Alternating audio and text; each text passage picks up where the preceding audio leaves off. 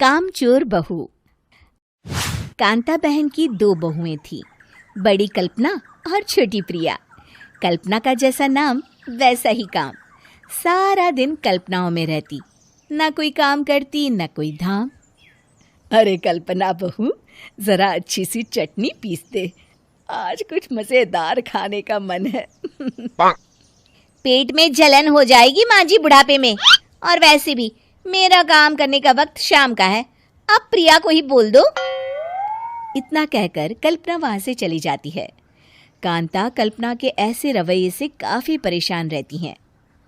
मैं बना देती हूँ माँ चटनी, ऐसा बोलकर प्रिया माँ को चटनी बनाकर प्लेट में खाने को देती है कि तभी वहां कल्पना आ जाती है। अरे वाह चटनी, जरा चख कर तो देखूं, बड़े दिन हो गए। अरे नहीं बहू, तू तो रहने ही दे चटनी खाना, पेट में जलन हो जाएगी।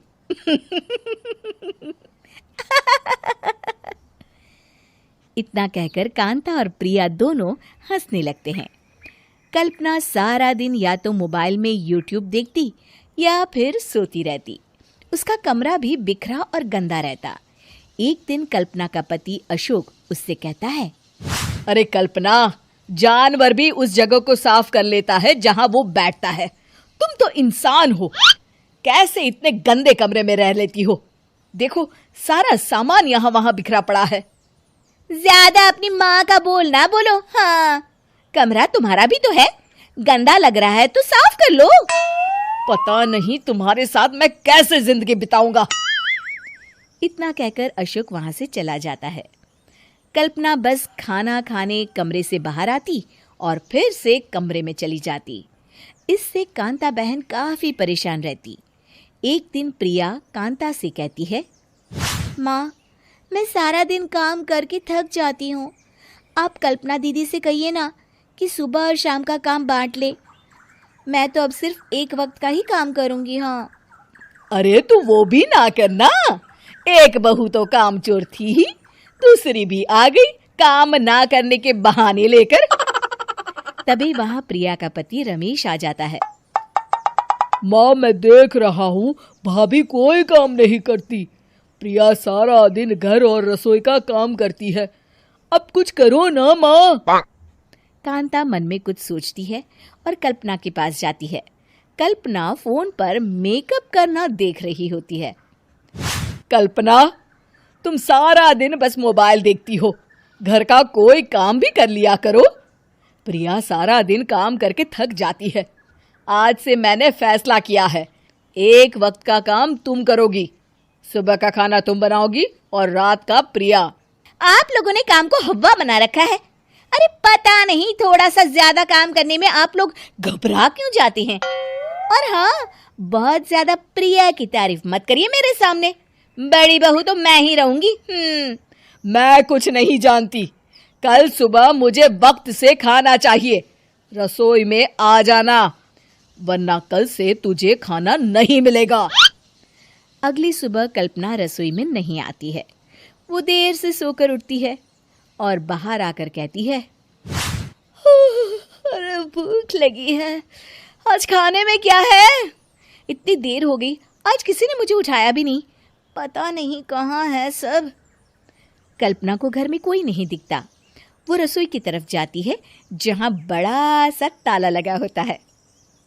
अरे रसोई में ताला! ओ, मैं तो भूल ही गई थी। माँ ने आज से सुबह का खाना मुझे बनाने को कहा था। हे भगवान, इतने लोगों का खाना बनाना क्या आसान है? तभी घर के सारे सदस्य बाहर से वापस आते हैं। वाह माँ जी, मजा आ गया छोले भटूरे खाकर। मेरे मुंह में तो अभी भी स्वाद आ रहा है। अरे कल्पना, तेरे भरोसे रहते तो हम तो भूखे ही रह जाते। कल्पना को बहुत गुस्सा आ जाता है। अब बहुत हो गया, आज से मैं अपनी रसोई अलग कर रही हूँ, मैं अपना खाना खुद बना लिया करूंगी। कल्पना अपनी रसोई अलग कर लेती है, पर आए दिन उसका देर से उठना और काम न करने की आदत से वो भूखी ही रह जाती थी। उसी के सामने घर के लोग अच्छे अच्छे पकवान खाते और कामचोर कल्पना को जैसे तैसे ही खाना बनाकर खाना पड़ता। पर एक दिन तो हद ही हो गई। माँ, दीदी आज सुबह से कमरे से बाहर नहीं निकली, हमें जाकर देखना चाहिए। सो रही होगी कामचोर कहीं की। पर तुम कहती हो तो चलो देख लेते हैं उसे। कल्पना कमरे में पेट पकड़कर बैठी होती है। हाय मेरा दर्द, पेट दर्द के मारे मर रही हूँ मैं।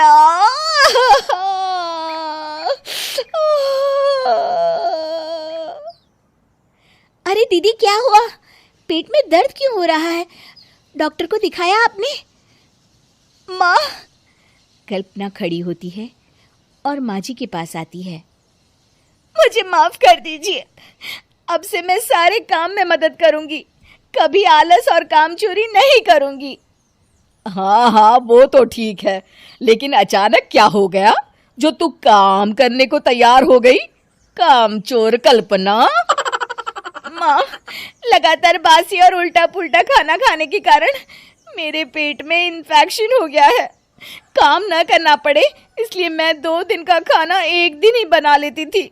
बासी और खराब खाना खाने के कारण लेने के देने पड़ गए। पेट में दर्द हो रहा है। चलो अच्छा हुआ, देर आए दुरुस्त आए।